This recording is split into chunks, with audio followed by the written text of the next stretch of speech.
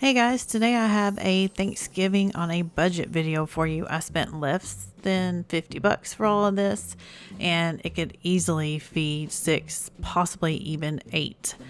And I did not count spices or like the couple eggs I used or the brown sugar, but I did include everything else down to the butter, onions, and all that stuff. And it was a few bucks under 50, so you could definitely squeeze another like dessert in there too if you want.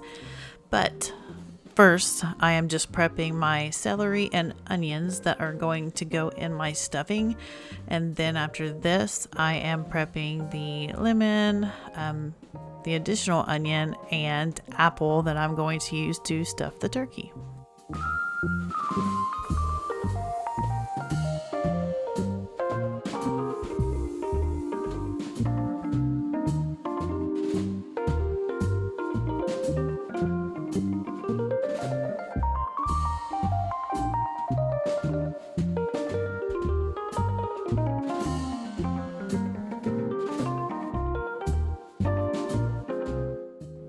And you don't have to use this specific kind of apple. You can use whatever you want.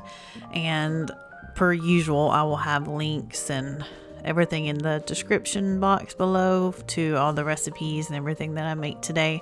And I will also be breaking down everything that I bought, how much it cost.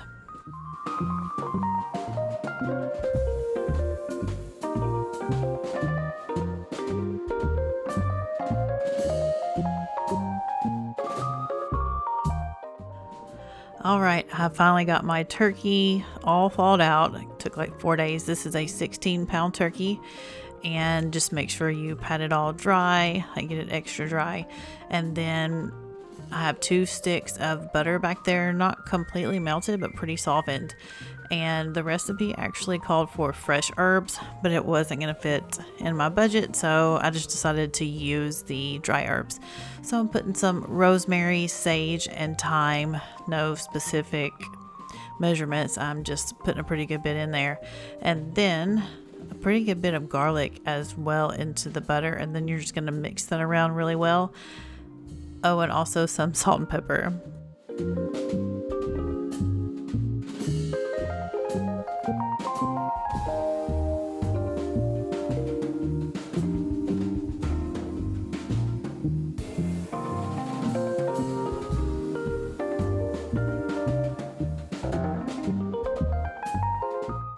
And now I'm going to put some salt and pepper into the turkey cavity, and then you're going to stuff it with the lemons, apples, and onions. And go ahead here and preheat your oven to 335, and you are going to put the turkey in the center of your oven.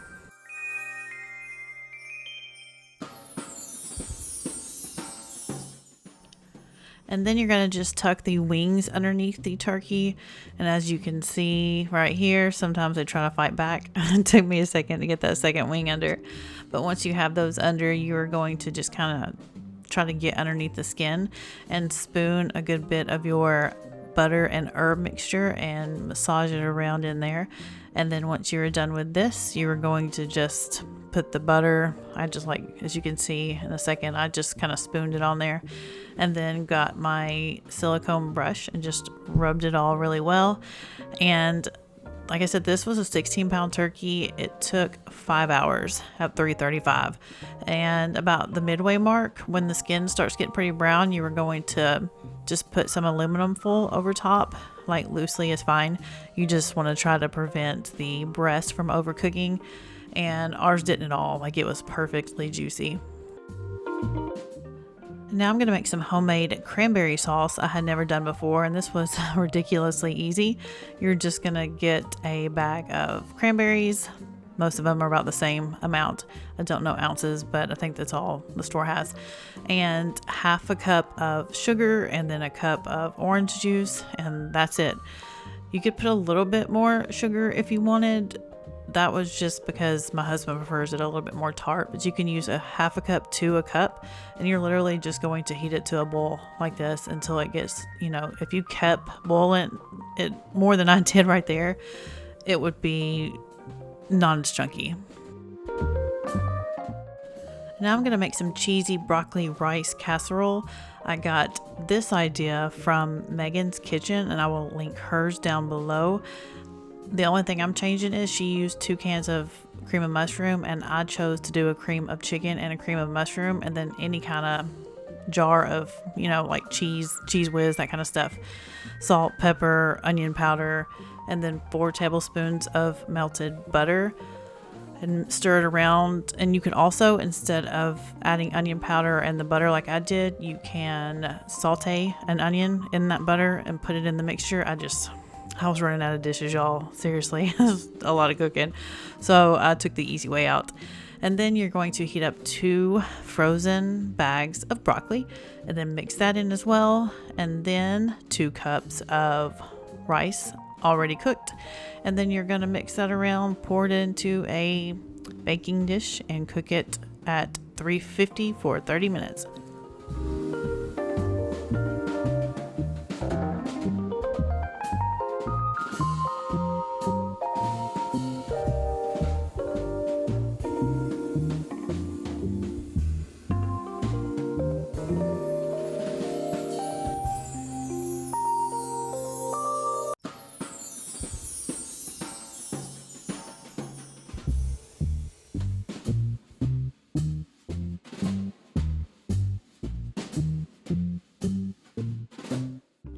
And now for the stuffing. First, I have let a whole loaf of bread sit out overnight, so it's pretty dried. And then I cut it into little 1-inch cubes, and on the stove here I have melted 8 tablespoons of butter, thrown in all that chopped celery that I chopped earlier, and a good bit of onion as well, along with 2 tablespoons of sage and 2 teaspoons of poultry seasoning. And then you're gonna just let that cook up until it looks about like this. Everything is pretty browned, and then you're going to put all your breadcrumbs into either a big bowl or a baking dish like this. I didn't have a bowl big enough for all this to mix it, so I just did it all in the casserole dish.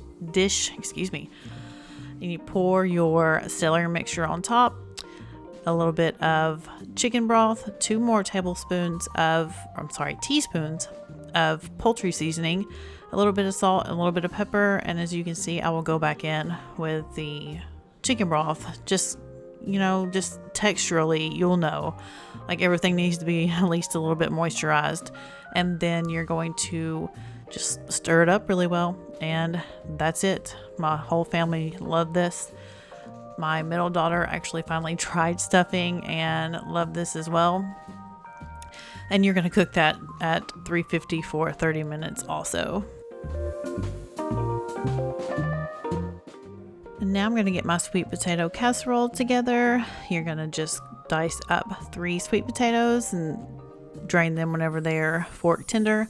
Add in 2 eggs and then half a cup of brown sugar. About a tablespoon of butter, a teaspoon of vanilla extract, half a teaspoon of cinnamon, half a teaspoon of salt, and then 1/8 of a teaspoon of cloves. And then you're going to just mash everything up really well.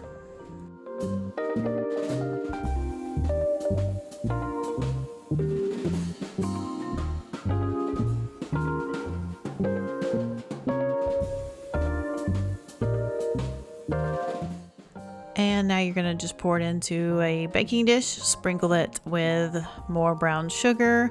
At this point, you could toss some walnuts on there too. That's always really good. Just didn't have any on hand. And then you're going to sprinkle some mini marshmallows and bake it at 350 for 15 minutes. And then once the 15 minutes is up, just keep your eye on it, but broil your marshmallows to make them look all nice and toasted.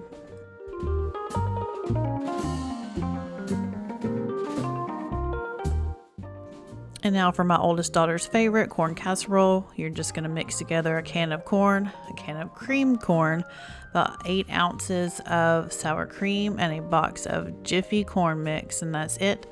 You're gonna mix that up really well. Melt a stick of butter, pour it into a pan, and then pour this on top. And you're gonna bake that too for 30 to 45 minutes. Sometimes this takes a little bit longer, but at 350 as well. You'll be able to tell when everything's kind of like crisping up on the edges. Just about 30-40 minutes, just check on it. And now for our favorite macaroni cheese. Now we like this one even better than the crock pot, but you're just going to throw in a box of elbow macaroni, cover it with water, and cook it on high pressure for 6 minutes. And then once it is all ready, as you see here, you're going to just throw in about 3 tablespoons of butter. It'll be kind of sticky, as you can see here, but that's totally fine. And then you're going to throw in maybe about a teaspoon of ground mustard. I just eyeballed it. Probably about the same of pepper and salt. And then a 8-ounce block of sharp cheddar, shredded. And probably about 1/4 cup of whole milk, and you're just going to mix it up really well and let it sit for a few minutes. And this is really so good, and it is so easy. And that's it. Like I said, less than $50. Easily feed 6, possibly up to 8. That turkey was ginormous. We have so many leftovers. My family is not complaining about having 2 Thanksgivings this year, and I hope I can help somebody on a budget make a nice family or Thanksgiving for their family this year. You'll have to let me know what your favorite side dish is in the comments, and be sure to subscribe if you like my content, and I'm grateful for all of you.